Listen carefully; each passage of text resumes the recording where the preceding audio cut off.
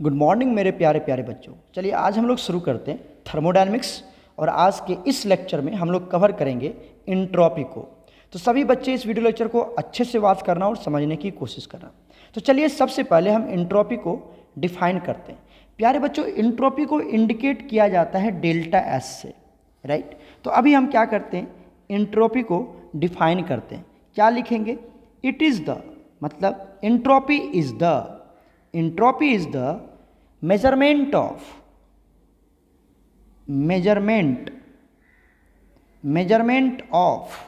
degree of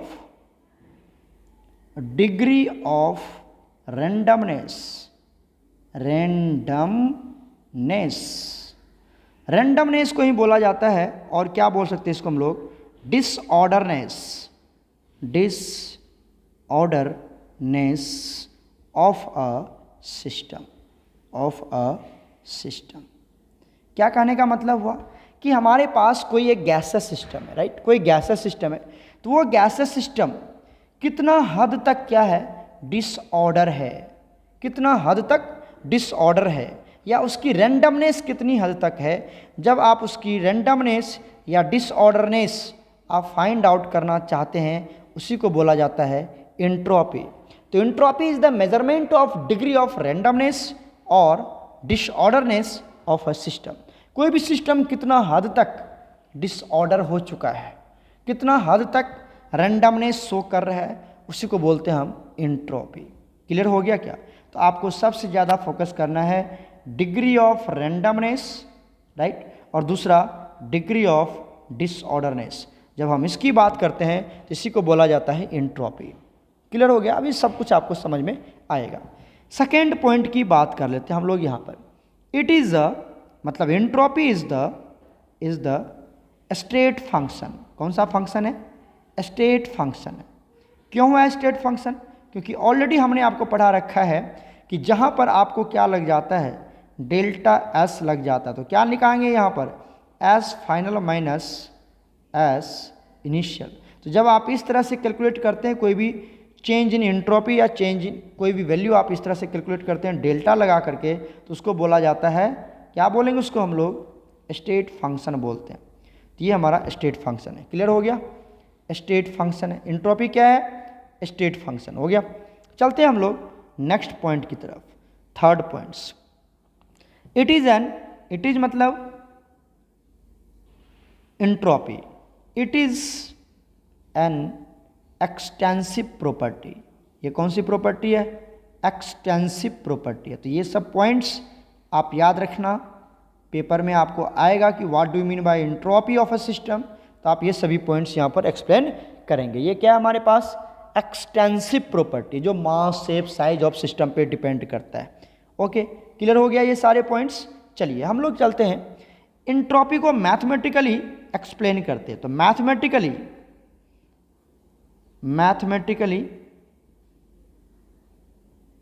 entropy is explain as,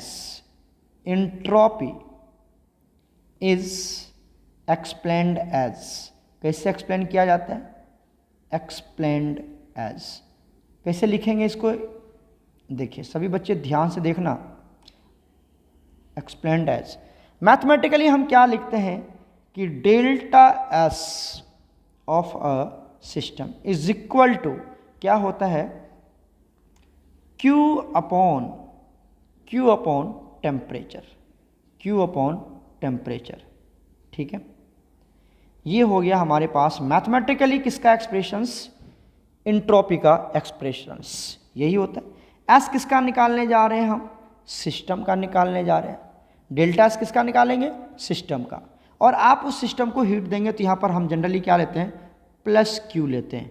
ठीक है, और ये जो प्रोसेस होगा हीट, जो क्या होगा? रिवर्सिबल प्रोसेस होगा। तो ये सारी बातें आपको याद होनी चाहिए। यहाँ पर टेम्परेचर जो है, टेम्परेचर जो है वो क्या होगा आपका? कांस्टेंट होगा। टेम्परेचर क्या होगा? कांस्टेंट होगा। क्लियर हो गया यहाँ तक? तो ये मैथमेटिकल एक्सप्रेशन है। आप इसको सीधा भी लिख सकते हैं, इसको आप सीधा भी लिखेंगे। कैसे लिखेंगे कि delta S equal to Q upon T। Clear हो रहा है? तो delta S equal to Q upon T भी आप लिख सकते हैं, बट अगर पूरा लिखना है तो इस तरह से लिखेंगे। इसका मतलब क्या हुआ, इसका मतलब क्या हुआ, दैट इज, इसका मतलब हुआ it is the heat, it is the heat absorbed by system, absorbed bye a system,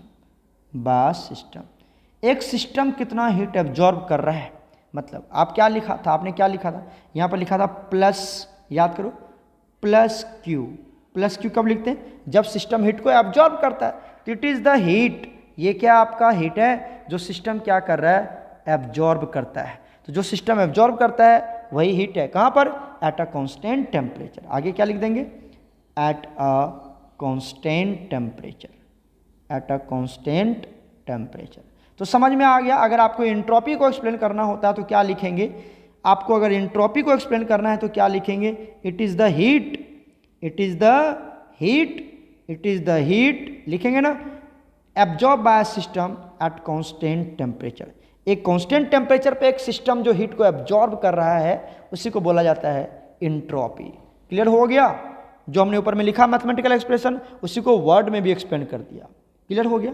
चलते हैं हम लोग यहाँ पर यूनिट की बात कर लेते हैं, unit of entropy, unit of entropy क्या होगा, यूनिट ऑफ एंट्रोपी। तो चलिए ध्यान से देखिए, यहाँ पर ऊपर में क्या लिखा आपने, क्या लिखा है बताओ, Q अपॉन टी लिखा है ना। तो Q का यूनिट क्या होता है बताइए, जूल। Q का यूनिट क्या होता है, ऐसा यूनिट जूल। और टेम्परेचर का ऐसा यूनिट क्या होता है, केल्विन। क्या होता है बच्चे, केल्विन होता है ना, टेम्परेचर का केल्विन। लेकिन यहाँ पे हम जितने भी कैलकुलेशन करते हैं वो पर मोल करते हैं। क्या करते हैं यहाँ पर मोल। तो यहाँ पर क्या लिख देते हैं, मोल भी आता है। पर मोल मतलब मोल कहाँ चला जाएगा, नीचे चला जाएगा। आपने देखा होगा एंथैल्पी में हम पर मोल करके लिखते हैं। 500 किलो जूल पर मोल लिखते हैं ना, 200 किलो जूल पर मोल, मतलब एक मोल का ही कैलकुलेशन लेते हैं यहाँ पर। ठीक है, सिस्टम कितना लेना है आपको, 1 मोल लेना है। सिस्टम कितना लेंगे, 1 मोल लेंगे। तो जूल क्या बन गया, यहाँ से यूनिट बन गया जूल पर मोल बन गया, पर मोल, ओके, पर केल्विन, ये यूनिट बन गया हमारा किसका, एंट्रोपी का यूनिट बन गया, जूल पर मोल पर केल्विन। किसी बच्चे को कोई प्रॉब्लम है, या आप कैलोरी में लेंगे तो कैलोरी भी ले सकते हैं। अगर मान लो किसी बच्चे ने ले लिया यहाँ पर कैलोरी, तो क्या लिखेंगे, कैलोरी पर मोल, है ना। उसके बाद क्या आएगा तुम्हारा, पर केल्विन। तो ये हो गया हमारे पास एंट्रोपी का यूनिट। कैलोरी जनरली आप जूल में ले लें, ठीक है ना। चलिए अब हम बात करते हैं, तो यहाँ तक तो एंट्रोपी क्या होता है, एंट्रोपी किसी भी सिस्टम की रैंडमनेस होती है, वो दिखाता है रैंडमनेस। कौन सिस्टम कितना हद तक बिगड़ गया है, बिगड़ना समझ लो, रैंडमनेस उसको बोलते हैं। अब आता है यहाँ पर हम बात कर लेते हैं 9, हम किसकी बात करने जा रहे हैं, ध्यान से सुनना, धीरे धीरे पढ़ा रहा हूँ मैं आपको। Entropy for different process, entropy for different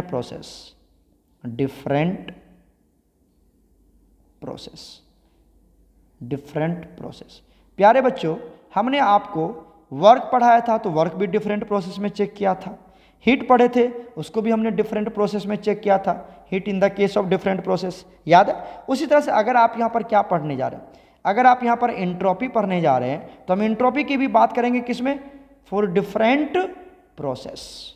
यहाँ पर हम एंट्रोपी की भी बात करेंगे in the case of different process, करेंगे ना। डिफरेंट प्रोसेस क्या था आपको ऑलरेडी पता है। चलिए यहाँ पर हम जानते हैं, यहाँ पर कुछ कैलकुलेशन वाला पार्ट आता है, सभी बच्चे ध्यान से सुनना इस कैलकुलेशन को। यहाँ पर एज वी नो दैट पूरा वर्ड करके लिख रहा हूँ ताकि कोई बच्चा यहाँ से नोट्स भी बनाएगा तो बहुत ही अच्छे तरीके से नोट्स कवर कर सकता है, कि delta S is equal to Q upon T. यही होता है ना, डेल्टा एस इक्वल टू क्या होता है, क्यू अपॉन टी होता है। अगर मैं इसको शॉर्ट फॉर्म में लिखूं, जहाँ पर डेल्टा ना लिखूं, मैं क्या ले लूँ यहाँ पे ले सकता हूँ मैं, देखना ध्यान से, d S is equal to क्या लिख सकते हैं यहाँ पर, डी क्यू अपॉन टी। ये लिख सकते हैं, क्या लिख सकते हैं, डी एस। अगर हमने डेल्टा को हटा के क्या लगा दिया, डी लगा दिया, तो क्या बन जाएगा ये डी क्यू अपॉन टी। इस तरह से हम स्मॉल में भी एक्सप्रेस कर सकते हैं, ये भी हमारा एक्सप्रेशंस होता है।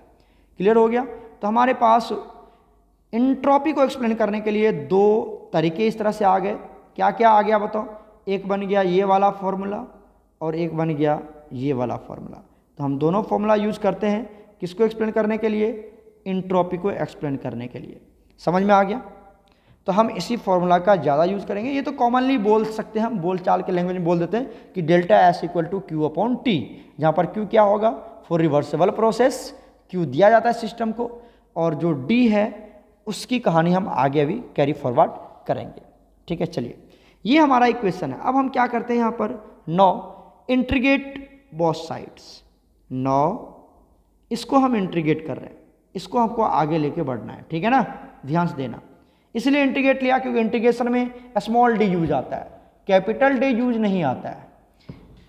इंटीग्रेशन में क्या यूज करते हैं, D S upon D T ऐसे करते थे, तो स्मॉल डी लेते हैं ना, इसलिए हमने क्या किया उसको स्मॉल डी में कन्वर्ट कर दिया। ठीक है, और कुछ नहीं है।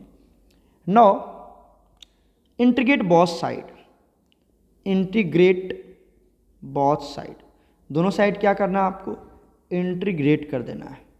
दोनों साइड क्या करना है आपको, इंटीग्रेट करना है। वी विल हैव, हमें क्या मिलेगा जब आप इंटीग्रेट करेंगे, वी विल हैव क्या मिलेगा, चलिए हम चेक करते हैं क्या आएगा यहाँ से। Integration of D S is equal to integration of d Q upon T, यही आएगा ना। दोनों तरफ इंटीग्रेट कर दिया, सिंपल सी बात है। क्लियर हुआ यहाँ तक, कोई दिक्कत नहीं। चलो अब यहाँ पर कुछ पॉइंट्स को हम इधर राइट साइड मेंशन करते हैं, आप समझते जाइएगा। हमने आपको बताया था first law of thermodynamics, first law of thermodynamics, thermodynamics first law of thermodynamics क्या कहता है कि delta U is equal to Q plus W, Q plus W, ये भी लिख सकते हैं।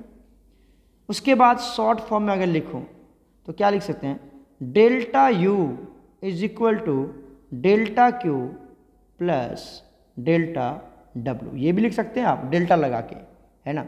और अगर मैं स्मॉल में लिखने की कोशिश करूं तो क्या लिखेंगे, D U is equal to D Q plus D W, ये भी लिख सकते हैं। तीनों इक्वेशन है फर्स्ट लॉ का, टर्म तो वही है ना जी, अरे टर्म तो वही है ना, internal energy, heat, work, term तो वही है।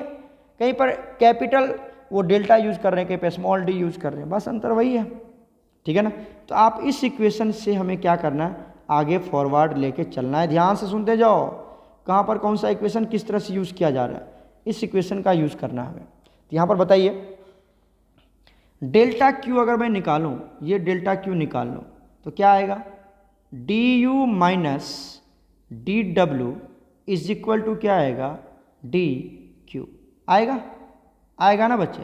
तो हमने ये क्या निकाल लिया यहाँ से, क्या निकाल लिया, डेल्टा क्यू। अब ये वैल्यू डेल्टा क्यू का वैल्यू कहाँ पुट कर देते हैं, यहाँ पर पुट कर देंगे डेल्टा क्यू की वैल्यू, है ना। तो बताइए क्या हो जाएगा यहाँ से, integration of D S is equal to integration of D U minus D W divided by T, तो रहेगा ही रहेगा, है ना, टी तो रहेगा ही रहेगा, इसमें तो कोई चेंज आने वाला नहीं है। क्लियर हुआ यहाँ तक। चलिए इसको और अच्छे से एक्सप्लेन कर लेते हैं। Integration of D S is equal to integration of D U divided by T, अलग कर लेते हैं। और यहाँ पर क्या है, माइनस लगा दिया बीच में माइनस, यहाँ क्या लगाएंगे, integration of D W upon T. कोई दिक्कत है, दोनों को अलग अलग कर दिया और क्या क्या, दोनों को अलग कर दिया। क्लियर हो गया यहाँ तक, कोई कन्फ्यूजन। चलो अब यहाँ पर और हम आगे फॉरवर्ड करते हैं। अगर स्मॉल डी की इंटीग्रेशन कर रहे हैं आप, स्मॉल डी, ये है ना स्मॉल डी एस, इसको जोड़ रहे हैं, जोड़, इंटीग्रेशन मतलब होता है जोड़ना, ऐड करना, इसको इंटीग्रेट कर रहे हो तो ये क्या बन जाएगा, ये कन्वर्ट हो जाएगा हमारा डेल्टा एस में। समझ में आया, इसकी इंटीग्रेशन क्या हो गई, ये हो गई डेल्टा एस आ गया। क्लियर हो रहा है, तो ये डेल्टा एस आ गया। अब आ जाओ यहाँ पर इंटीग्रेशन ऑफ, ये बताओ डी यू का वैल्यू क्या रख सकते हैं, डी यू, डी यू याद है आपको, डी यू क्या था, चेंज इन इंटरनल एनर्जी क्या था, क्यू भी था एट कांस्टेंट वॉल्यूम, और ये वैल्यू क्या था, N C V delta T, तो यहाँ पर N C V D T कर देते हैं, है ना, डी ले रहे तो डी टी, क्या कर दें यहाँ पर ये वाला पार्ट्स। क्लियर है ना, यहाँ तक देखते जाओ। तो हमने क्या कर दिया, यहाँ पर रख दिया N C V D T. कोई दिक्कत किसी बच्चे को, ध्यान से सुनते जाओ। ये हो गया डी टी डिवाइडेड बाई यहाँ तो टी है ही, है ना टी। चलो अब आगे ले लेते हैं, ये टी भी थोड़ा सा बड़ा ही ले लो ताकि तुम्हें D T upon T clear हो गया, कोई दिक्कत नहीं है। अब आगे क्या लगा हुआ है, माइनस लगा दिया ना माइनस। आ जाओ आगे फिर कैरी फॉरवर्ड करते हैं। यहाँ पर क्या हमारे पास डी डब्ल्यू, मतलब वर्क इक्वल टू क्या होता है, माइनस पी डेल्टा वी होता है ना, और डब्ल्यू इक्वल टू क्या लिख सकते हैं, माइनस पी डी वी भी तो लिख सकते हैं, ऐसा थोड़ी, ये भी लिख सकते हैं हम लोग, यहाँ से लिख सकते हैं डेल्टा बड़ा के लिए और डी छोटे के लिए। क्लियर हो रहा है कि नहीं हो रहा है, बताओ जल्दी से, क्लियर हो रहा है कि नहीं हो रहा है, कोई दिक्कत तो नहीं आ रहा है यहाँ तक। तो ये हम ऑलरेडी आपको पढ़ा चुके हैं, ठीक है। चलिए आगे चलते हैं। तो यहाँ पर जो हमारा इंटीग्रेशन है उसकी वैल्यू चेंज कर लेते हैं। क्या आएगा, इंटीग्रेशन ऑफ डी डब्ल्यू की जगह पर क्या आएगा बताओ, यहाँ पर क्या लगा देंगे डी डब्ल्यू, ये आ जाएगा डेल्टा डब्ल्यू, ठीक है। तो डी डब्ल्यू इक्वल टू क्या आएगा, माइनस बताइए P D V divided by T. समझ में आ रहा है, अरे बच्चे ये क्या था हमारे पास, डब्ल्यू डेल्टा लगा लो कोई दिक्कत नहीं है। देखो यहाँ पर क्या था हमारे पास, ये था डेल्टा डब्ल्यू और ये क्या बन गया डी डब्ल्यू, तो डी लगा दिया डेल्टा के लिए, डेल्टा है इसके लिए, इसके समझ रहे हो ना। यहाँ पे क्या लगा हुआ है डेल्टा, तो यहाँ पर भी क्या लगा है डेल्टा, यहाँ पर क्या लगा है डी, यहाँ पर भी डी, अरे सिंपल सी टर्म है, लगा दिया वैल्यू पुट कर दिया, कोई दिक्कत। चलो हम आगे इसको कैरी फॉरवर्ड करते हैं। बताइए delta S is equal to क्या बन गया, integration of N C V D T divided by T. Clear है, माइनस माइनस क्या बन जाएगा बताओ, ये माइनस माइनस क्या बन जाएगा, यहाँ से प्लस बन जाएगा, बन जाएगा ना, मैं हटाता हूँ यहाँ से, ये बन जाएगा आपका प्लस, यहाँ पर दे देते हैं प्लस, और क्या बच गया यहाँ पर इंटीग्रेशन ऑफ पी, यही है ना, डी वी अपॉन टी। कोई दिक्कत है, कहाँ से कहाँ मूव करें देखते जाओ, और ये प्रैक्टिस करना खुद बैठ के, ये बन गया, कोई दिक्कत नहीं है। चलते हैं हम लोग नेक्स्ट पॉइंट पर। यहाँ तक तो हमने इसकी डेरिवेशन कर लिया, अब यहाँ से हम क्या करते हैं आगे इसकी कंटिन्यू करते हैं। तो डेल्टा एस इक्वल टू क्या आएगा बताओ, delta S equal to integration हो, पहला वाला पॉइंट से ऐसे पुट कर दो, N C V D T divided by T. तो ये तो D T upon T T है, देखो डी टी अपॉन टी, तो ये इंटीग्रेट हो जाएगा। लेकिन यहाँ पर क्या है, अगर तुम गौर से देखोगे तो यहाँ पर क्या है, यहाँ पर है डी वी और यहाँ पर है टी, तो कभी इंटीग्रेट होगा, दोनों ऊपर नीचे सेम आना चाहिए ना। डी डी क्या बोलते हैं, D S upon D T, D T upon T, इस तरह से अगर होना चाहिए तभी इंटीग्रेट कर पाएंगे। तो हम क्या करते हैं, यहाँ से जो हमारा पी का वैल्यू है उसको हम चेंज करते हैं। बताइए यहाँ से आइडियल गैस इक्वेशन तो आपको पता ही है, आज भी हमने बातें करी है। आइडियल गैस इक्वेशन क्या होता है, P V equal to N R T होता है ना। तो यहाँ से पी निकाल लो, पी क्या होगा एन आर टी अपॉन भी हो जाएगा। तो चलो पी का वैल्यू पुट कर देते हैं, पी का वैल्यू क्या करते हैं यहाँ से पुट कर देते हैं, प्लस यहाँ पर क्या आएगा बताओ, प्लस आ जाएगा, और इस वैल्यू को यहाँ पर हम चेंज करते हैं, क्या बनेगा, पी का वैल्यू हमने चेंज किया है। ध्यान देखो ये जो पी है इस वैल्यू को हम चेंज करने जा रहे हैं, मैं कलर चेंज करके यहाँ पे लिख देता हूँ, ये हमारा पी है, और पी का वैल्यू क्या बनेगा बताओ, पी का वैल्यू क्या बनेगा N R T divided by V, है ना, और ये इंटीग्रेशन का साइन।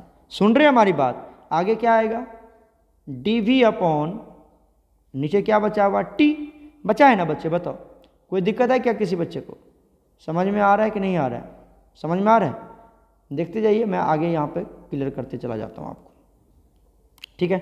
अब देखिए जब आप गौर से देखेंगे तो ये टी और ये टी क्या हो जाएगा, यहाँ से कैंसिल आउट हो जाएगा, ठीक है। तो चलिए लिख लीजिए इसको, क्या बनेगा delta S is equal to integration of N C V D T upon T, है ना, ये लिख दिया, प्लस इंटीग्रेशन ऑफ क्या बचेगा एन आर, यहाँ पर क्या बचेगा डी वी अपॉन भी आ गया ना, डी अपॉन भी, देखो बराबर बराबर आ गया।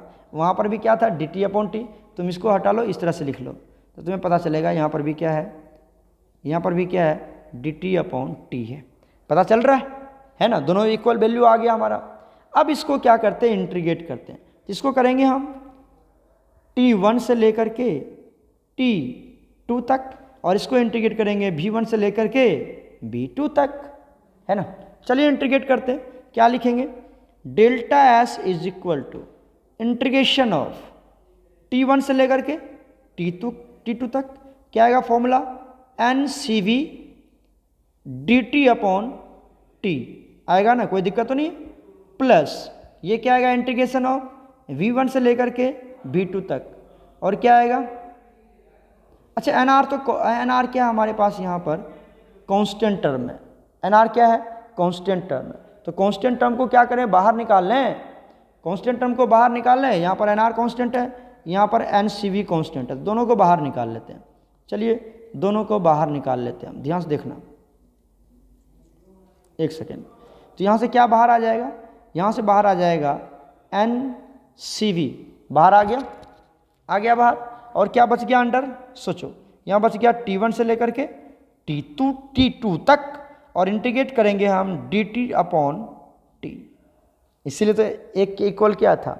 अब आ जाओ यहाँ पर कौन सा साइन है, प्लस, ठीक है, यहाँ लगा दिया, एन आर बाहर निकल गया, है ना, एन आर हमारा क्या है, कांस्टेंट है, ये बाहर निकल गया। इंटीग्रेशन ऑफ कहाँ से कहाँ तक, V1 से लेके V2 तक, और क्या बच गया अंडर में बच गया तुम्हारा dv अपॉन भी। समझ में आया कि नहीं आया, इसको भी कलर चेंज करके लिख दो, क्या बच गया, dt अपॉन टी, कोई दिक्कत बताओ बच्चे, समझ में आ रहा है। और यहाँ पर कौन सा साइन है, प्लस का साइन है, ठीक है। चलते हैं हम लोग आगे, पूरा एकदम कलर चेंज करके पूरा समझा रहा हूँ।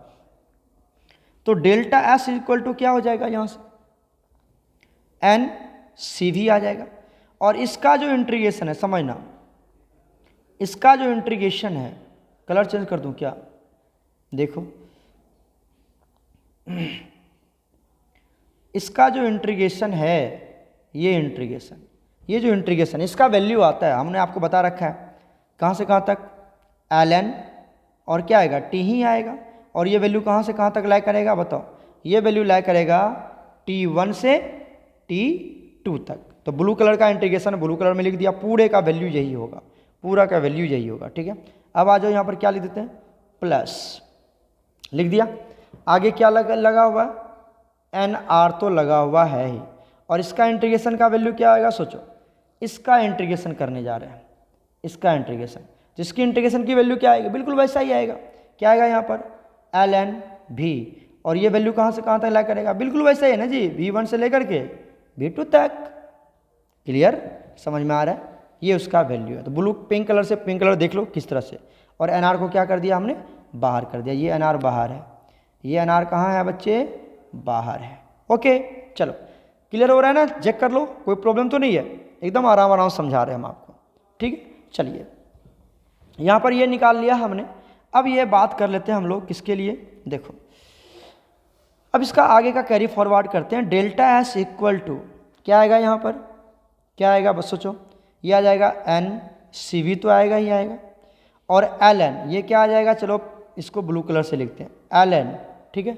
ऊपर आ जाएगा T2, जो अपर लिमिट होता है उसको ऊपर लिखते हैं, और ये आ जाता है T1, इस तरह से, क्लियर हो गया। बीच में क्या आ जाएगा तुम्हारा, प्लस का साइन, ठीक है।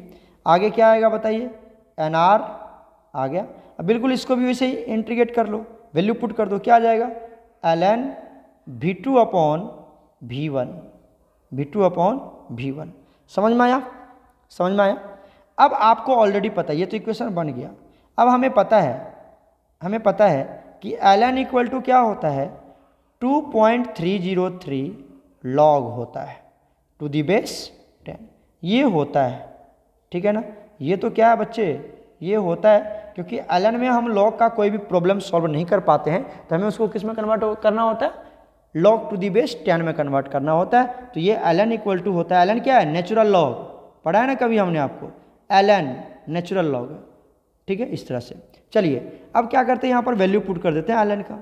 क्या बनेगा बताओ, delta S is equal to N C V. ln के जगह पर क्या पुट करोगे, सोचो, ln के जगह पर क्या पुट करते हैं हम लोग, ln जो है ये ln, ये ln, इसके जगह पर क्या पुट करते हैं, क्या पुट करते हैं 2.303, ये मल्टीप्लाई में है, ठीक है, 2.303 लॉग क्या बनेगा यहाँ से बताइए। अब आ जाओ, ये तो ln का वैल्यू था, यहाँ क्या आएगा T2/T1। क्लियर, कोई प्रॉब्लम तो नहीं होनी चाहिए।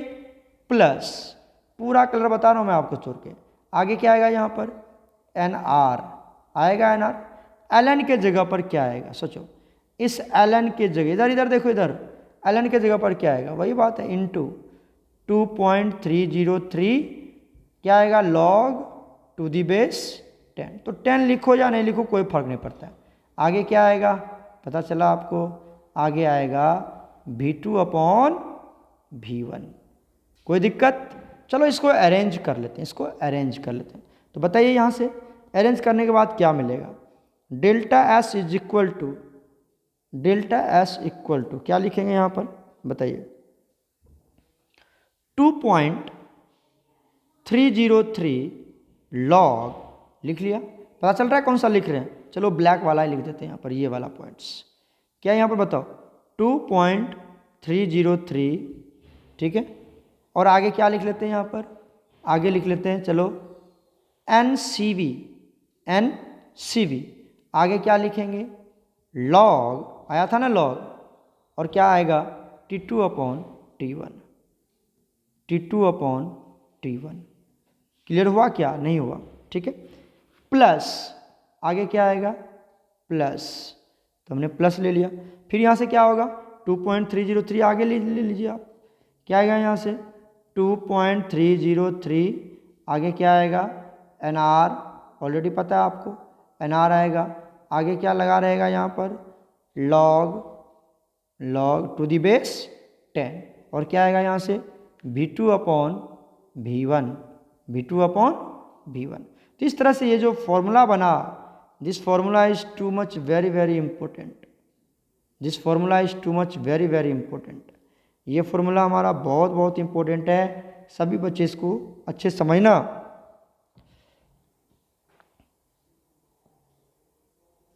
एक सेकेंड बच्चे, मैं थोड़ा सा अच्छा से इसको बना दूं,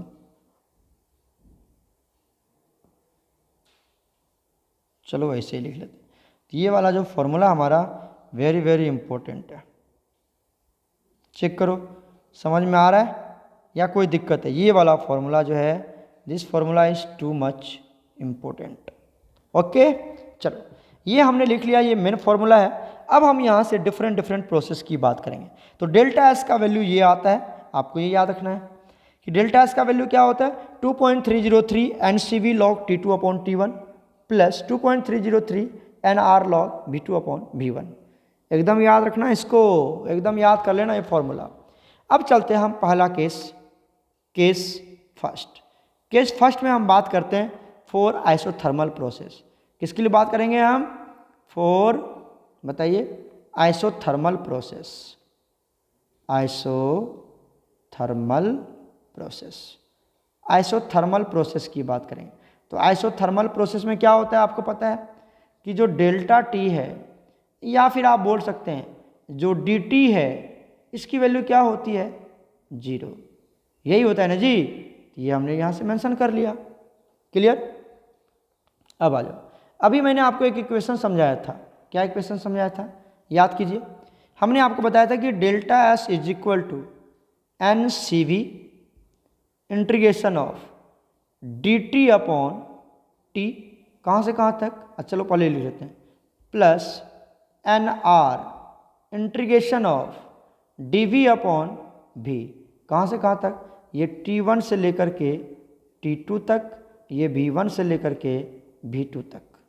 क्या समझ में आया। अब क्या कहता है कि अगर मैं आइसोथर्मल प्रोसेस की बात करूं, किसकी बात करूं, आइसोथर्मल प्रोसेस की बात करूं, तो डेल्टा टी या डी टी की वैल्यू क्या आ गया यहाँ तक बताओ, डेल्टा टी और डी टी की वैल्यू क्या आ गया यहाँ पर 0 आ गया, तो इसकी वैल्यू 0 आ गया, क्लियर हुआ। तो सारा टर्म क्या बन जाएगा जीरो बन जाएगा, सारा टर्म्स जीरो बन जाएगा। तो मतलब ये सारा टर्म्स क्या हो गया आपका जीरो। क्लियर है? तो चलिए फॉर्मूला क्या बन गया, डेल्टा एस इक्वल टू क्या बोलेंगे, और इसका फॉर्मूला हमने अभी ड्राइव करके आपको दिखाया था।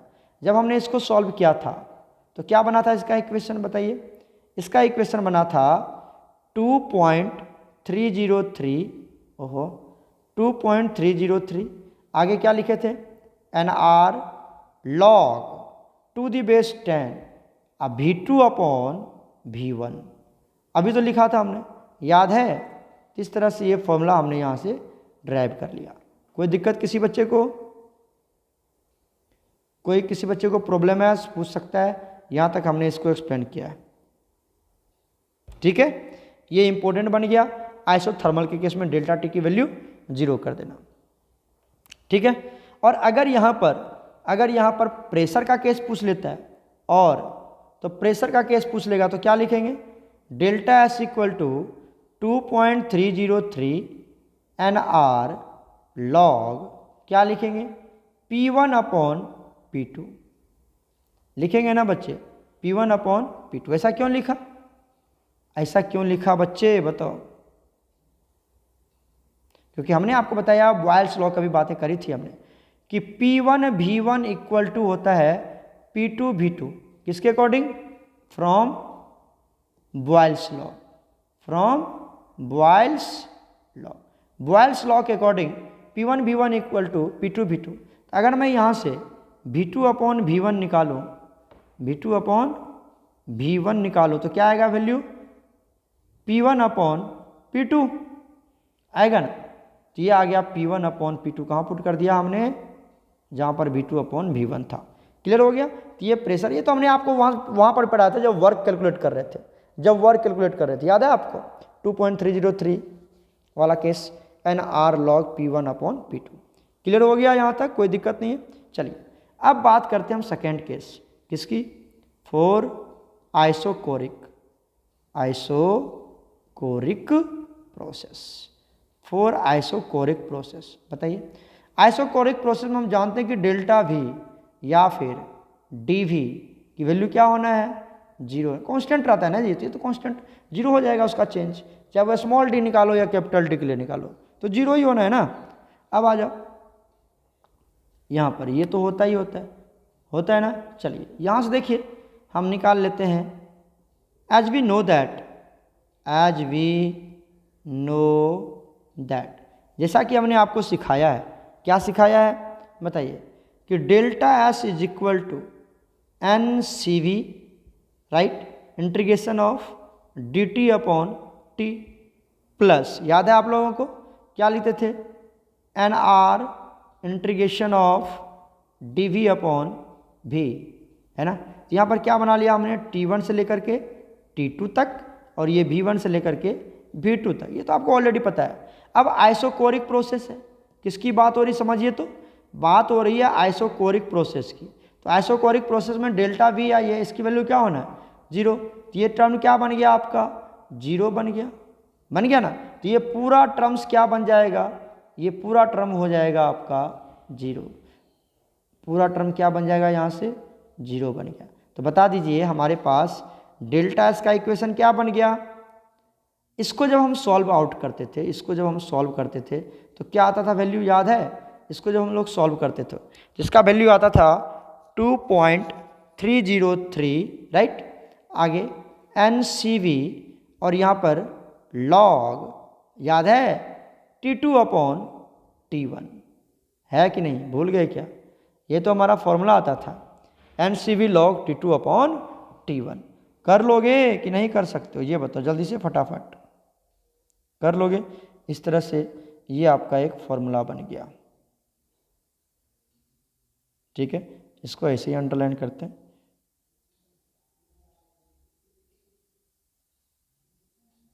क्लियर हो गया? ये इंपॉर्टेंट फॉर्मूला हो गया डेल्टा एस का, किसके लिए, आइसोकोरिक प्रोसेस के लिए। अब चलते हैं यहाँ से हम बात कर लेते हैं फॉर आइडियाबेटिक प्रोसेस। किसकी बात करते हैं प्यारे बच्चों, फॉर आइडियाबेटिक प्रोसेस, आइडियाबेटिक प्रोसेस की बात करते हैं। तो बताइए आइडियाबैटिक प्रोसेस में क्या होता है, या तो Q या तो डेल्टा Q या तो आप क्या बोल सकते हैं DQ भी बोल सकते हैं, कोई दिक्कत नहीं है।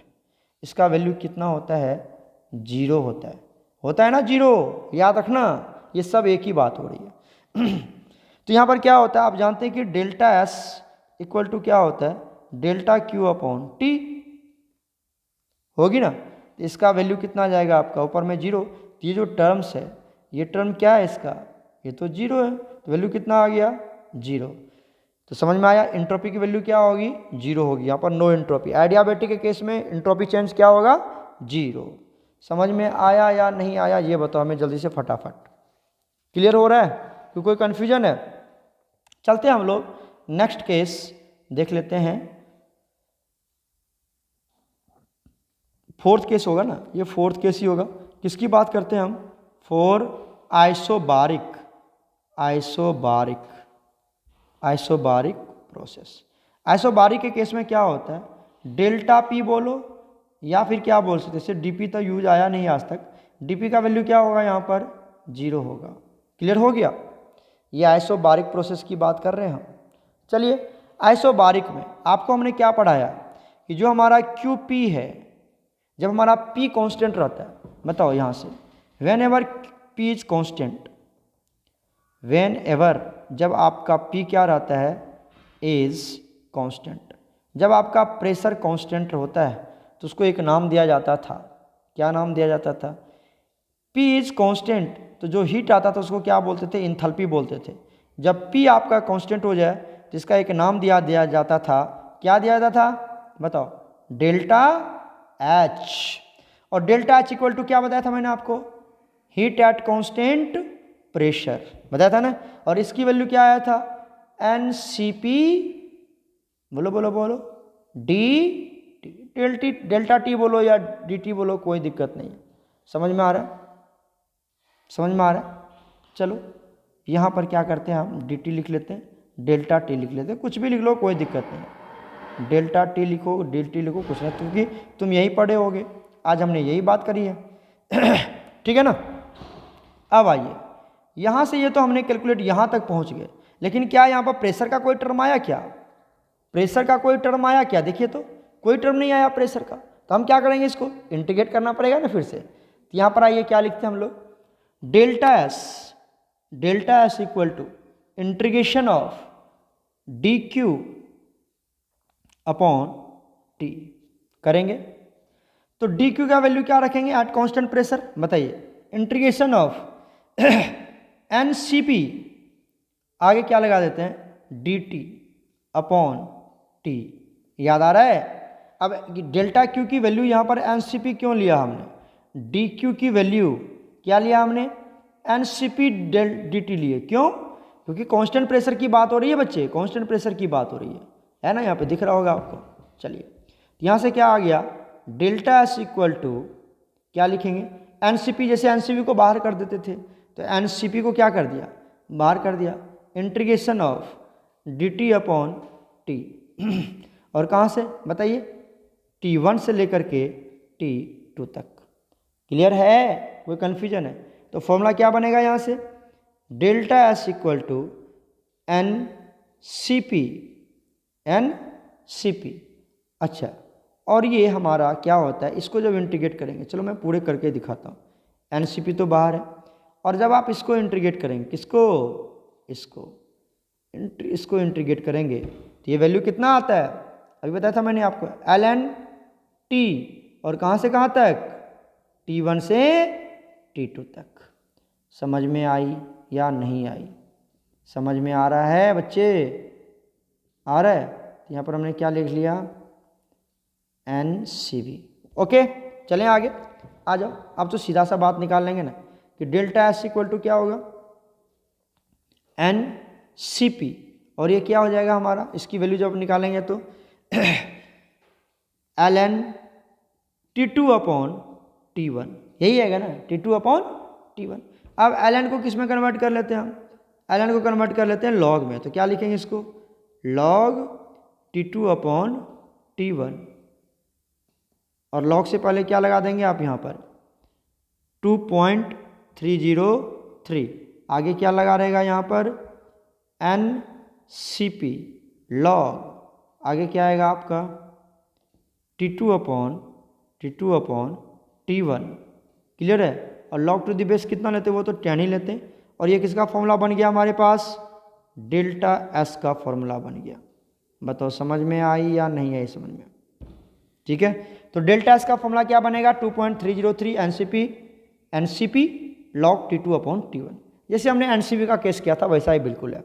ठीक है, तो ये केस बन गया हमारे पास जब आइसोबारिक प्रोसेस हो, मतलब पी कांस्टेंट हो, इस तरह से आप उसको एक्सप्लेन करेंगे, ड्राइव करेंगे, हो जाएगा। तो सारा डेरिवेशन हमने कंप्लीट कर दिया। यहाँ पर इंट्रोपी का जो भी कंसेप्ट था वो सब हमने यहाँ पे डिस्कस कर लिया कि इंट्रोपी क्या होता है। सबसे पहले आप प्रोसेस में जाने से पहले आप ये मैथमेटिकल एक्सप्रेशन, एक ये होता है, एक ये होता है। ठीक है, ये स्मॉल डी के केस में और ये लार्ज डी के केस में। यहाँ पर delta S upon delta Q भी कर सकते हो, delta S is equal to delta Q upon T. Clear, कि कंसेप्ट नहीं क्लियर हो रहा है, यहाँ पर डेल्टा भी लगा दो, यहाँ से कोई दिक्कत नहीं है। ये delta Q upon delta T clear हो गया। तो ये पॉइंट लगा दीजिए आप, आराम से हमने कैलकुलेट कर लिया। यहाँ पर डी स्मॉल वाला लेकर के वैल्यू पुट करके इसको निकालते गए तो एक जनरलाइज इक्वेशन आ गया, वो आया ये। वो तो मैं आपको समझा रहा हूँ इसलिए धीरे धीरे, आप करें तो जल्दी हो जाएगा। उसके बाद जब ये एक जनरलाइज इक्वेशन आ गया तो यहाँ से हम क्या कैलकुलेट कर लिया, आइसोथर्मल, आइडियाबैटिक, आइसोकोरिक, सब हमने कैलकुलेट किया। ठीक है, तो सभी बच्चे इसका नोट्स बनाए यहाँ तक। फिर भी कोई दिक्कत होगी तो हम उसको सॉर्ट आउट करेंगे आपके ऑफलाइन लेक्चर में, बट आप सभी बच्चे जरूर बना देना, मैं नोट्स भी सेंड करूँगा। दूसरी बात, इसके जो क्वेश्चंस हैं वो मैं आपको सेपरेट वीडियो में बना करके सेंड करूँगा, जेई का अलग, नीट का अलग। ओके प्यारे बच्चों, गॉड ब्लेस यू ऑल।